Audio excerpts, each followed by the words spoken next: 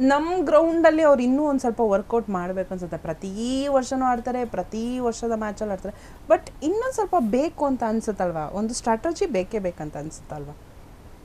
ಅಂದ್ರೆ ಅದಕ್ಕೆ ಮುಂಚೆ 2 ಮ್ಯಾಚ್ ಆಡಿ ಇಲ್ಲಿ ನೋಡ್ಕೋಬೇಕು ಅಂತ ಹೇಳ್ತೀರಾ?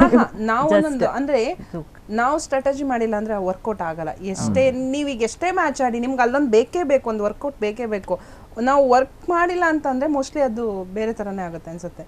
ನೀವು 10 ಸರಿ ಮ್ಯಾಚ್ ಆಡಿ 11ನೇ ಸರಿನಾದ್ರು ನೀವು ಇದು ಮಾಡಬೇಕು.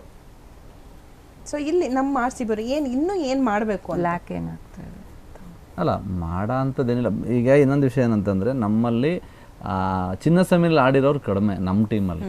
ದೇವದತ್ ಪಡಿಕಲ್ ಅವರು ನಮ್ಮವ್ರು ಅನ್ನೋದು ಬಿಟ್ಟರೆ ನೆಕ್ಸ್ಟ್ ಇನ್ನು ಯಾರೂ ಇಲ್ಲ. ಬೇರೆ ಬೇರೆ ಟೀಮ್ಗಳಲ್ಲಿ ನಮ್ಮ ಕರ್ನಾಟಕದವರು ತುಂಬ ಜನ ಇದ್ದಾರೆ. ಹೌದು, ನಮ್ಮ ಚಿನ್ನಸ್ವಾಮಿನಲ್ಲಿ ಓನ್ ಪಿಚ್ಚಲ್ಲಿ ಆಡಿದಂಥವ್ರು ಬೇರೆದಲ್ಲಿದ್ದಾರೆ. ನಮ್ಮದ್ರಲ್ಲಿ ಕಡಿಮೆ ಒಂದು ಸ್ವಲ್ಪ. ಹಾಗಾಗಿ ಒಂದು ಸ್ವಲ್ಪ ಅದು ಸಹ ಮ್ಯಾಟ್ರ್ ಆಗ್ತಿರ್ಬೋದೇನೋ. ಲಾಸ್ಟ್ ಇಯರ್ ದಿನೇಶ್ ಕಾರ್ತಿಕ್ ಅವರು ಇದ್ರು, ಅವರು ಅಷ್ಟೇ ಇವಾಗ ಕೋಚ್ ಆಗಿದ್ದಾರೆ. ಅದು ಖುಷಿ ಇದೆ ನಮ್ಗೆ ಅವ್ರು ಕೋಚ್ ಆಗಿರೋದು. ಬಟ್ ಅವ್ರು ದಿನೇಶ್ ಕಾರ್ತಿಕ್ ಲಾಸ್ಟಿಗೆ ಬರ್ತಾರೆ ಏನೋ ಒಂದು ಕೊಟ್ಟು ಹೋಗ್ಬಿಡೋರು. ಈಗ ನೋಡಿ, ದಿನೇಶ್ ಕಾರ್ತಿಕ್ ಆ ಜಾಗನ ತುಂಬೋದಕ್ಕೆ ಜಿತೇಶ್ ಶರ್ಮಾ ಬಂದಿರೋದು. ಬಿಕಾಸ್ ಆ ಒಂದು ಆಕ್ಷನ್ ಅಲ್ಲಿ ಅವ್ರು ಬೇಕೇ ಬೇಕು ಅಂತ ತಗೊಂಡಿದ್ದೆ ದಿನೇಶ್ ಕಾರ್ತಿಕ್ ಅವ್ರು, ಯಾರನ್ನ ಜಿತೇಶ್ ಶರ್ಮನ. ಯಾಕೆಂದ್ರೆ ಅವ್ರು ಇವಾಗ ಏನ್ ದಿನೇಶ್ ಕಾರ್ತಿಕ್ ಆ ಫಿನಿಷರ್ ಆಗಿದ್ರು, ಆ ರೋಲ್ನ ಜಿತೇಶ್ ಶರ್ಮಾ ಕೊಟ್ಟಿದ್ದಾರೆ.